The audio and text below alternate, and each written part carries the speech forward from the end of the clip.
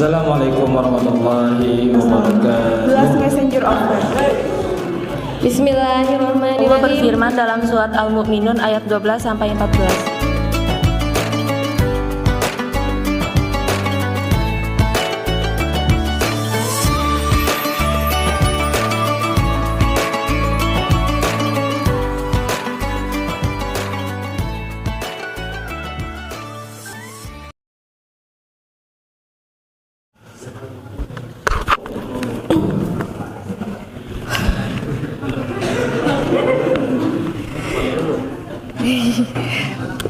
Bismillahirrahmanirrahim. Assalamualaikum warahmatullahi wabarakatuh. Innal hamdalillah nahmaduhu wa nasta'inuhu wa nastaghfiruh wa na'udzu billahi min shururi anfusina wa min sayyiati a'malina. May yahdihillahu fala mudilla lahu wa may yudlilhu fala hadiya lahu. Asyhadu an la ilaha illallah wa asyhadu anna Muhammadan abduhu wa rasuluh. Amma ba'du.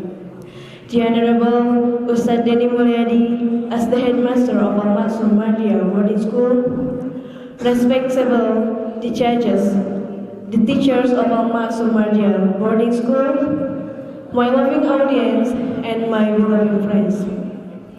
In the name of Allah, the compassionate, all praise is due to Allah, the Lord of the world, the creator of everything in the universe. He has been giving us some blessings and mercies until we can attend this meeting without any obstacles at all. Peace and greeting be open to the Nabi Muhammad sallallahu alaihi wasallam, who has brought us from the darkness to the lightness, from Jahiliyah era to Islam era.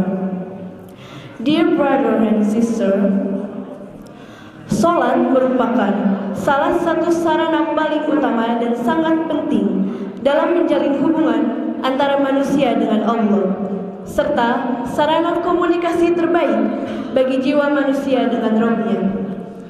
Sebagaimana yang telah kita ketahui, salat itu merupakan rukun Islam yang kedua setelah syahadat, di mana Allah Subhanahu wa taala berfirman dalam Quran surat Al-Baqarah ayat 43 yang berbunyi, A'udzu billahi minasyaitonir rajim. Bismillahirrahmanirrahim. Wa aqimus sholata wa atuz zakata warka'u ma'ar raki'in. Shadaqallahul azim. Dan laksanakanlah salat, tunaikanlah zakat, dan rukulah bersama orang-orang yang ruku. Dalam ayat ini jelas sekali bahwa Allah Subhanahu wa taala memerintahkan kita untuk melaksanakan salat. Selain karena sebuah kewajiban, salat mempunyai kedudukan yang paling utama, dan salat tidak bisa disetarakan dengan ibadah-ibadah lain. Dan tidak ada toleransi sedikit pun untuk meninggalkan salat dalam Islam secara sengaja. Dari Jabir bin Abdullah, Rasulullah sallallahu alaihi wasallam pernah bersabda, "Bainar rajuli wa bainas syarki wal kufri tarkus shalah." Pembatas antara seorang muslim dan kesyirikan serta kekafiran adalah meninggalkan salat. Teman-teman, meninggalkan salat itu adalah dosa besar, yang paling besar dosanya di antara dosa-dosa besar yang lain. Bahkan Umar bin Khattab pernah mengatakan, tidak disebut muslim bagi orang yang meninggalkan sholat. Hadirin rahimakumullah, apakah kita mau disebut kafir? Apakah kita mau disebut musyrik? Apakah kita mau dikatakan orang syirik? Tentu jawabannya adalah tidak.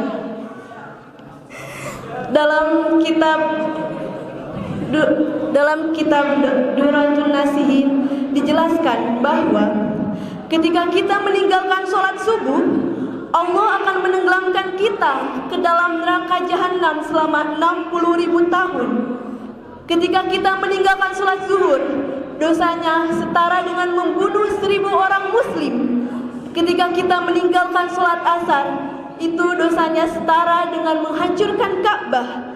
Dan ketika kita meninggalkan sholat maghrib, dosanya sama dengan orang yang berzina dengan orang tuanya sendiri. Dan ketika kita meninggalkan sholat Isya, maka sesungguhnya Allah tidak akan meridhoi kita berada di buminya dengan segala nikmat darinya, dan segala yang kita lakukan itu adalah dosa pada Allah Subhanahu wa taala. Nauzubillahi min. Lantas, berapa banyak dosa, siksa dan kesengsaraan yang akan kita dapat jika kita meninggalkan sholat-sholat tersebut secara bersamaan? Tentu itu adalah mimpi buruk bagi kita semua.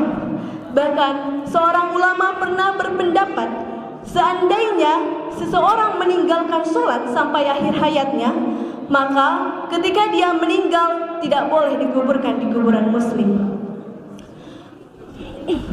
Teman-teman dan hadirin sekalian, dengan melaksanakan sholat saja belum menjamin kita masuk syurga, dan orang yang lalai dalam sholatnya saja dikatakan akan celaka.